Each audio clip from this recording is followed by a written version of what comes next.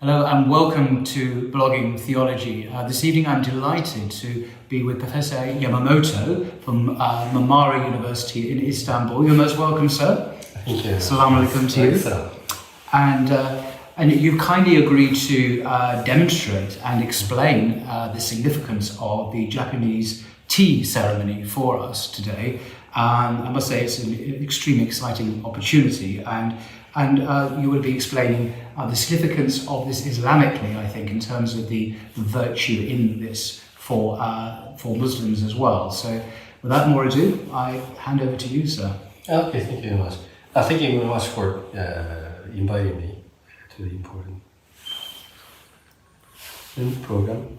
So today, I want to show, this is kind of like a cultural experiment for me to how to explain like Islamic value with using like a Japanese traditional format or the culture.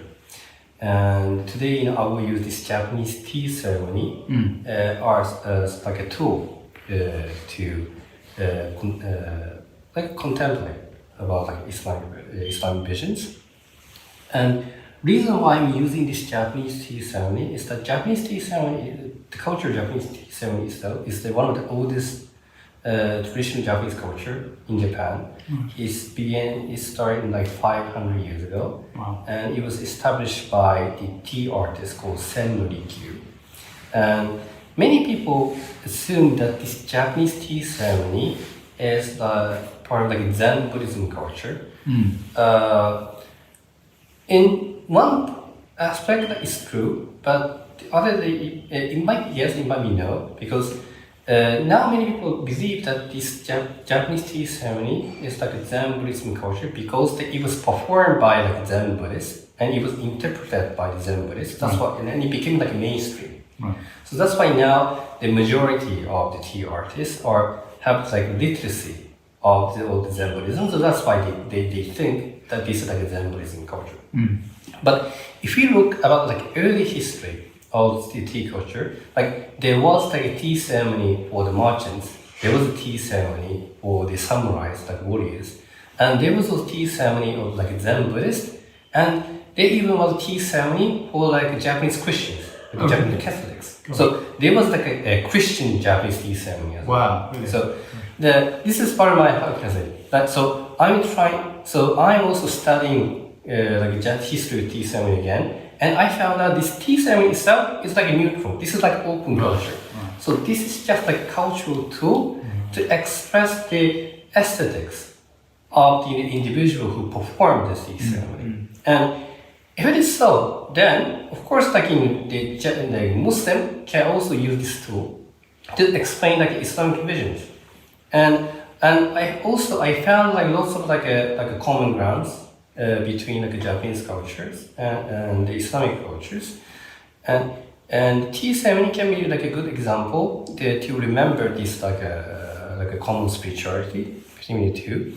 For example, this is my grandmother's diploma of the tea ceremony. Diploma of the tea ceremony? Yeah, so it's your grandmother's? Yeah, wow. So this is my grandmother's. Wow. And this is like a certificate to prove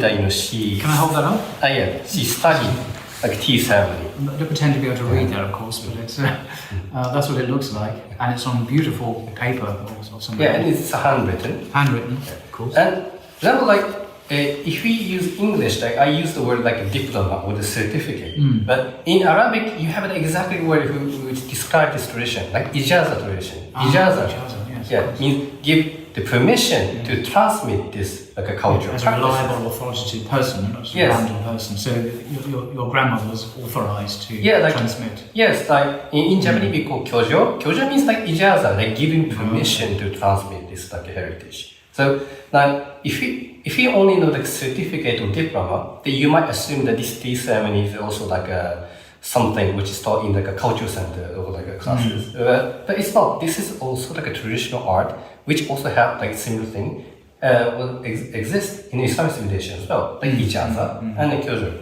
And another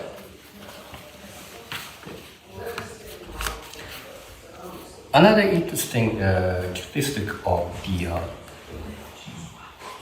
Japanese tea ceremony is that, for example, this is the fan which is used in tea ceremony, and this is like a silsila of the tea master. So this is a sign of the founder of the tea ceremony, Senrikyu, and this is the second grandmaster, third, fourth, fifth, so this is all going on. So this tea ceremony also have not only like a silsila in 20th century, that this tradition continued from the 5,000 years ago and until the present. Gosh. And this fan, this is another fan which is used in tea ceremony, and this is like a poem about the tea ceremony. It's talk about the philosophy of tea ceremony. The philosophy of I like yes. The philosophy of like the importance of the service, like hidma, the importance of purify the intentions, like niyyah, and the importance of like accepting or embracing the grace of the nature, or so. And if you look at if you know about the history of Islam, you also have like lots of poems talk about like issue of like a kalam or like a fiqh or a tasawwuf. Like we also have a really similar culture, like in creating this in a poem, so that make it easy to memorize the philosophy of each discipline. Right. And tea ceremony also have the same concept. Extraordinary. I mean, it's really beautiful as well. It's absolutely extraordinary. And as I said, like in Islamic civilization, there is also like there is always like a master and disciple, like a murshid or the alim, or like murid, and also the talib. Like, and this tea ceremony, not only the tea ceremony, but also the art of the flower or like the art of the sword. Like in the traditional Japanese culture, the masters always give like a dars, lecture to the students, and the students will learn from the master, and this is how they inherit the tradition. Like these knowledges or like a culture is not something you can learn like individuals, but you always have to find a master to learn. And this is not only about the knowledges, but also like akhlaq or like an atmosphere that the master has. This is a traditional Islamic way of learning as well. You have a student learns from his teacher. You don't go just buy a book and read it for yourself. You have to be taught by a person.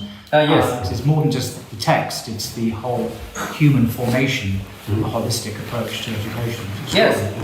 For example, like maybe like when you like a CV, in a Western way, you will write down where did you study, like university or something, so like university, like Kyoto University or like Tokyo University. Like this modern like education is more like institution oriented. Yes. But if you apply for like a madrasa or traditional like Islamic schools, then the first thing they ask us is that with whom did you study? Yes. And this tea ceremony also saying like this is not about the institution, this is about the masters. Wow. Like I also have like a certain like a sensei to study, and I also still a student.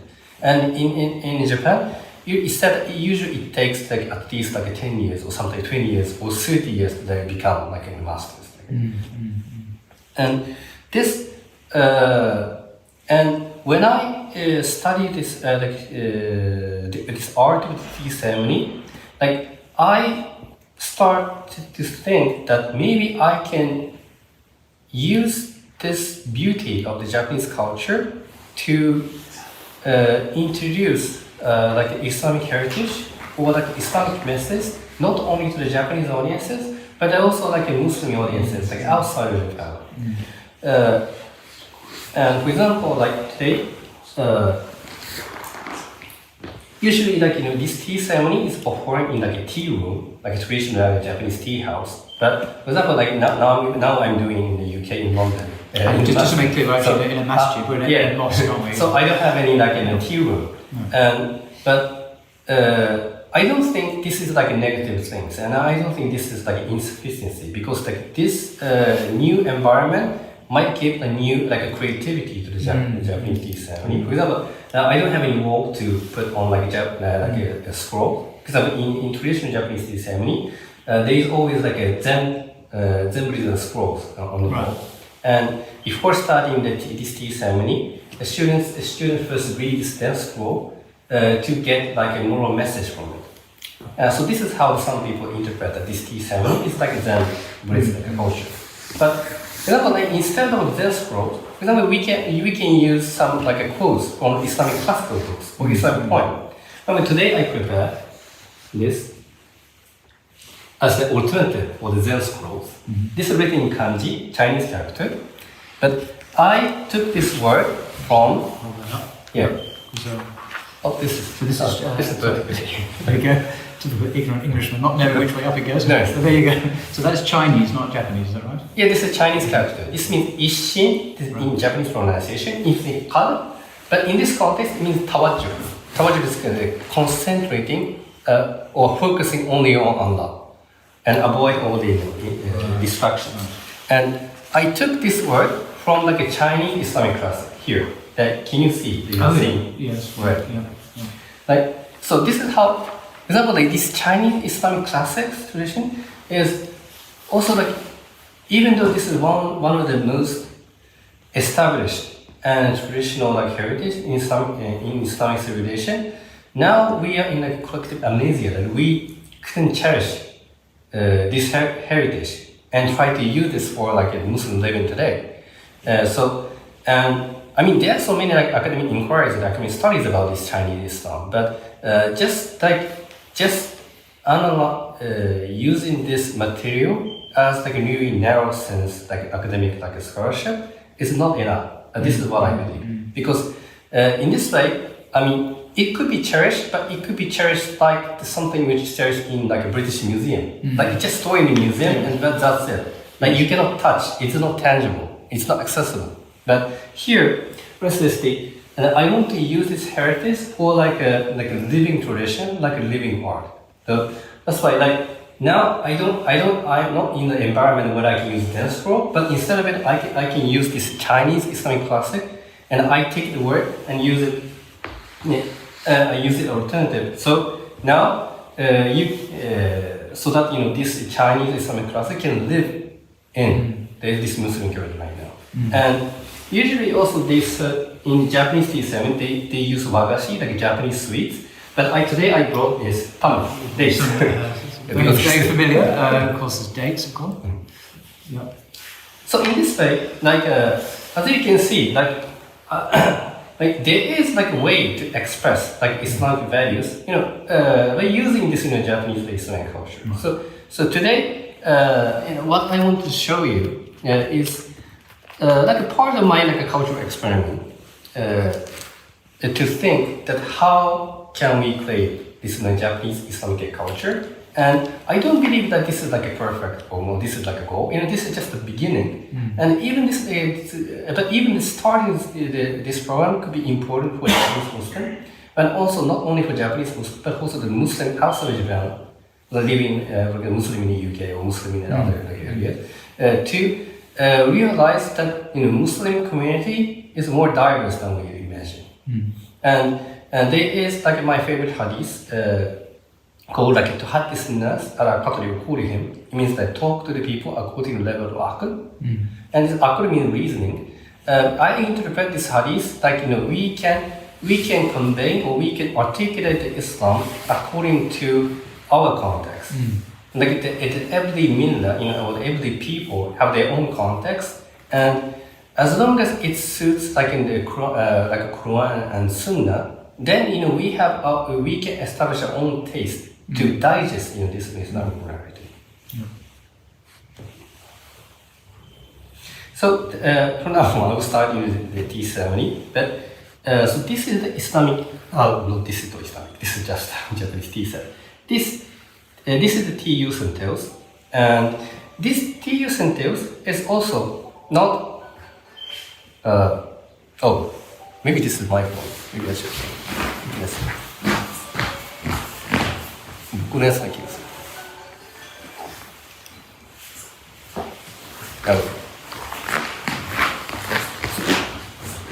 So this tea utensils is also not just like tea utensils. Actually, this is the metaphor, and this is the metaphor of the macrocosmos. Like metaphor of a macrocosmos. Microcosmos. Yes. Okay. Like Alam Kabir. And a human being is the microcosmos, a microcosmos. Right. So this is macrocosmos and a microcosmos. And Macro and micro. Yes, Okay. macro- Big and the small. yes, Yeah. like Alam al-Saghir Yeah. and Alam al-Kabir. And this tea ceremony is believed that this is the art of like embracing the balance between the Alam al-Kabir and Alam al-Saghir, like macrocosmos and microcosmos. Because in Chinese philosophy, they believe the 5 major elements is fire, water, and Earth. yes, earth and metal, and the tree. Tree. Yeah. Now, but this bamboo, this is the metaphor of the tree, and this teapot. Usually, the teapot are made from like a metal. So this is the metal, and also the hot water is made from the fire and the water. And the tea bowl usually made from ceramic. So this is a symbol of the earth. So in this way, this tea utensil and considered from the major 5 elements. So that's why this can be the metaphor of the macrocosmos. And human is a microcosmos, and before like serving the matcha, the tea master will purify the tea set and to serve matcha. And also I found that the similarity here between this Islamic culture and also Japanese culture, because if you read the books about fiqh, like Islamic jurisprudence, in the first chapter of the fiqh start with tahara, the purity. And the tea ceremony is also the same, like first chapter of the tea ceremony start with like purifying the tea utensil. It's like tahara. And for now on, I will purify this tea set, this tea handkerchief we call fukusa.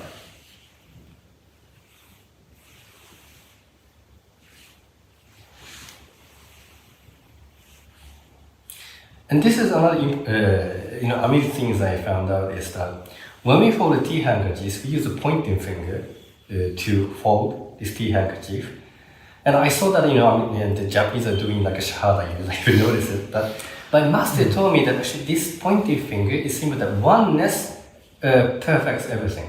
That oneness will purify everything. So actually in the tea ceremony, there is a concept of oneness. I mean, they might not be like concept of like one God, but still, this tea ceremony respect the concept of oneness.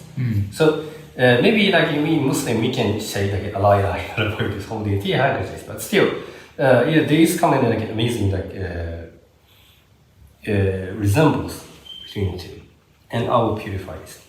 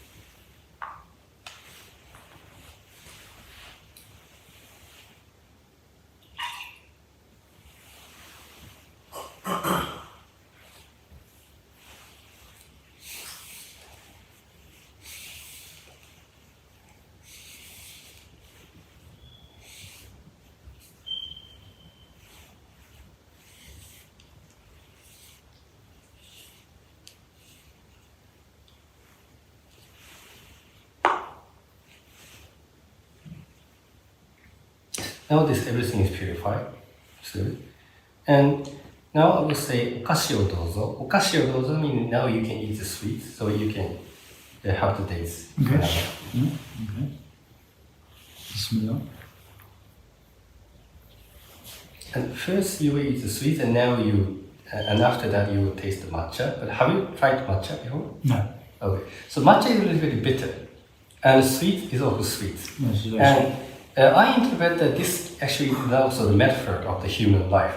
Like you will also taste the sweetness of your life, and you also have to embrace the bitterness of your life. And there is like a message in the Quran too, like in the mouth of Yusra. Like there is difficulties with the easiness, and there is the easiness with the difficulties. You have to embrace both. So instead, like we actually this tea ceremony it reflects the spiritual life of the human being. So now we enjoy the sweetness, and you should ready for the bitterness.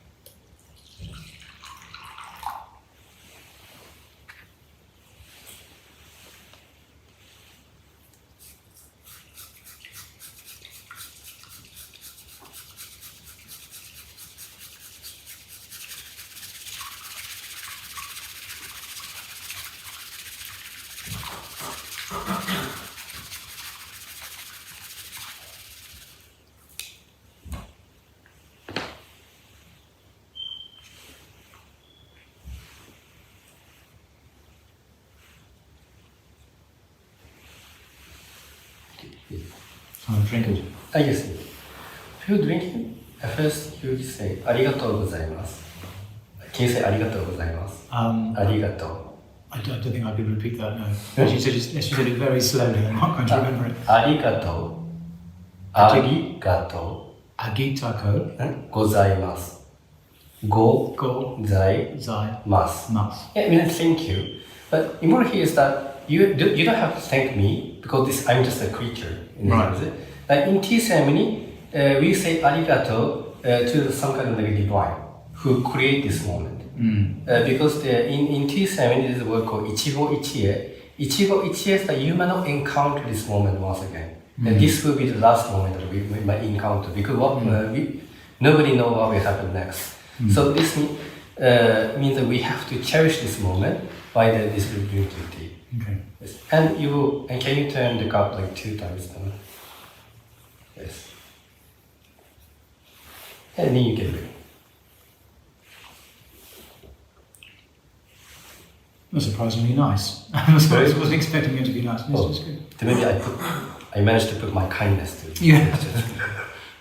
It's a very subtle taste. Oh. Obviously you can't taste it from the camera, but it's quite green and not unpleasant. I'll give it back to you. Oh, can you finish? Oh, finish it. Yeah, because you have to taste the whole difficulties of your life. There's a bitterness to it as well. Now I can taste that. Well, what is the powder that you use to? This is green tea. This is green tea. Yeah, this is powdered green tea. Thank you. I'll make it more. Oh, thank you. And if there is a participant, like we will share the same table. This is how we clean our time. So when one finishes drinking, then we roast it.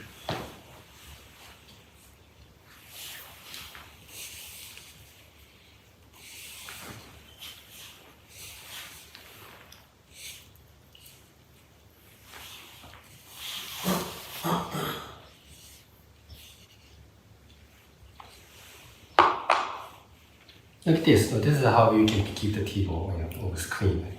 And some people think that I'm joking, like try to create like a Japanese Islamic culture. But actually, I'm really serious because even like in the drinking coffee, but actually the culture of meditation in Islamic civilization. I mean, this is not the like innovation of the Starbucks or something because Starbucks is relatively new. Like actually, this kahwa was used by like Sufi shuyukhs, and there was the Sufi tariqah called Andalusia tariqah in Yemen, they will have the certain ritual of drinking coffee for the meditation.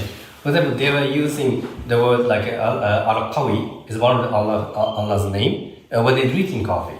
And if such culture exists in some civilization, why don't Japanese Muslim cannot create like something like similar by using those Islamic cultures? And another like a culture project I want to introduce is that this is the fan used by Japanese tea ceremony, which print the like poems of the tea ceremony. Like in the future, if I manage to create like this Japanese Islamic tea ceremony, this is the fan that I wanted to use, and this fan is that I found it on a manuscript from the Chinese Islamic classic, and this is the poem of the philosophy of Islam, the vision of Islam, which is written by the Chinese Islamic scholar Liu Zhi. And when was he alive? He's 18th century. 18th century. Okay. But like Liu Zhi is quite well known among like Islamic scholarship in academia, but we only cherish this heritage as like academic inquiries. But this is what I always emphasize, that we should not use this Islamic classic for like this academic research. We need to inherit this new intellectual heritage for our like daily lives, or like we can think about like creating like new like Islamic cultures by like using those like rich heritages. And now, with this Japanese tea ceremony, like I found this really beautiful like art, and I think Japanese should be proud of it. But now, in general, this traditional Japanese culture is now in decline. Now fewer and fewer Japanese people are practicing those Japanese cultures. But I like this concept like a cultural imperative. It means like I believe that this is the cultural imperative for like Japanese Muslim. It means like becoming Muslim is not like giving up our like a cultural background. Yeah, you're not required to become an Arab, are you? If a Japanese person or an English person becomes Muslim, embraces Islam, they're not required to become an Arab. They're required to. It's a very different set of affairs, isn't it? You can be English as much as it's compatible with the Quran and the Sunnah, but much of it is, of course. Yes, like we can also respect the Quran and Sunnah, and also the Japanese Muslim can be like a best interpreter of the Japanese cultures or the Japanese literatures, not just the best interpreter. Like we can be like a best the protector, or we can be like a best like a practitioner of the Japanese cultures. And as I said, if you look at the early history of Japanese tea ceremony, there was a tea ceremony for the samurai, there was a tea ceremony for the samurais, and there was a tea ceremony for the Catholics. And it means that this is an open culture. So it means like this, I believe the tea ceremony is also waiting for the new creativity. And this like Islam worldview or Islamic aesthetic can bring this new vitality to the tea ceremony.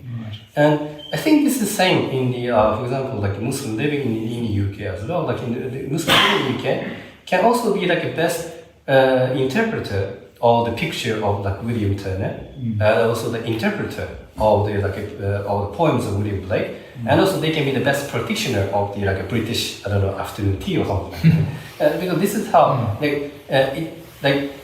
following the Quran and Sunnah doesn't mean that doesn't mean that we're giving up on something. Like following the Quran and Sunnah is actually give us like new vitality to respect our own heritage. Right. And this is just this is actually just the beginning. But in the future, like I want to develop this practice, and also I want to make like a certain like theory of it. And now I'm creating like a pamphlet titled like, "Is it possible to create a Japanese Islamic culture?" Like, is it possible to create Japanese culture? Well, you demonstrate that it is, but can you just explain, summarize the Islamic virtue that you see in the tea ceremony, those points of contact? Yes. So in general, this tea ceremony, this is the art of service, the art of the khidmah, and this the philosophy of khidmah can be learned from like a relationship between like a murshid, like a master, and disciple. But before starting this tea ceremony training, the students and master bow to each other. This means like there is no master without a student, and there is no student without a master. The two are completing each other to reach to the reality. So this, but if you look about like modern like Western films or entertainment, like there is no such kind of moral message. The importance of masters and importance of discipleship. Like now the people think that we can be like perfect without any support. Yes. That you can be perfect by your own individual. But traditional education not this. There is like strict citizenship, and also we are learning the tradition by serving the others. Right. And there is like Arabic message. The Arabic word you should hear is called ifar. Ifar means altruism. So the Japanese traditional culture. Altruism? Yeah, altruism. Yeah, like helping others. Yeah. Or respecting others, like more than yourself. And this, and I believe that all Japanese art is also based on this ifar, like altruism, and also and relationship between master and disciple, and also the khidmah, and also this is like art of like ihsan, like giving best to the others. Yes, Islam is such a key concept, isn't it? Yeah, key concept. Islam, yeah. So, like now, I think even like Japanese Muslims, we are a bit confused that we don't know how to connect our heritage to the Islamic values. But what is important is that we just need a proper perspective to interpret our like cultural backgrounds. And as long as we can acquire that, there is no there is something that maybe we must avoid from our traditional cultures, but there is always like creativity that we can integrate those like Islamic values and like Japanese cultures. And more importantly, like you don't have to you don't have to compromise yourself with the majorities. I also like the Star Wars series, and especially I like the Mandalorian series. Like Japanese Muslim can be like a Mandalorian. Like we can keep some like the best philosophy of the Japanese cultures, and we can be like a best practitioner. So yeah, inshallah. So this is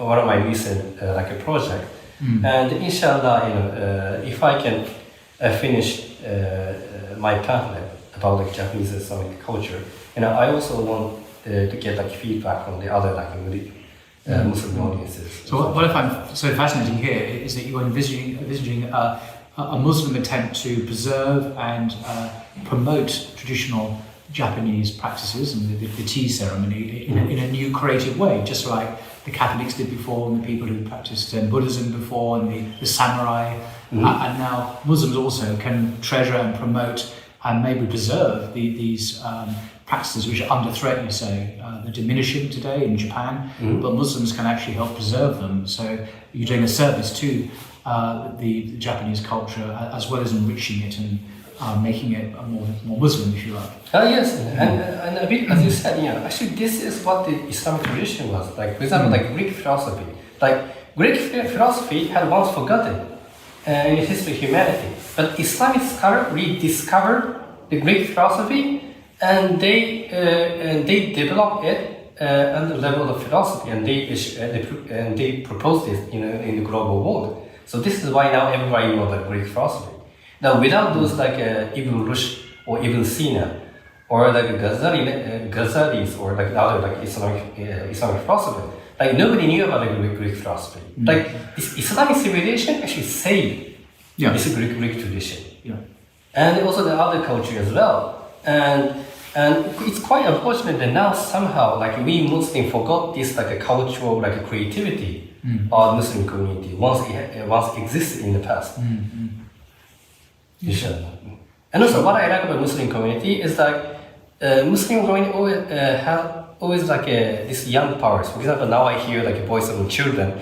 This is what I never heard in Japan, because Japan is so aged society. We have less and less children. Gosh. But you can always hear like a voice from children and the babies in the Muslim community. some of them fighting, some of them are playing each other. Like this is like a vitality of the Muslim community. So. And if we can produce more creativity in the Muslim community, then this is not only for help, for the benefit for the Muslim community, but it also can be benefit for the non-Muslim community as well. In the case of Japan, as I said, now Japanese are more secularized and they are now more away from their tradition. So that's why we can show like more respect to our tradition more than the other Muslim Japanese. Well, is that concluded? So should we? Yes. Well, thank you very much indeed, Professor Yamamoto, for your time and extraordinary experience. And I do wish you all the best in promoting this and helping us all to understand this fascinating juxtaposition or synthesis between the Japanese and the Islamic. So thank you very much, Sir.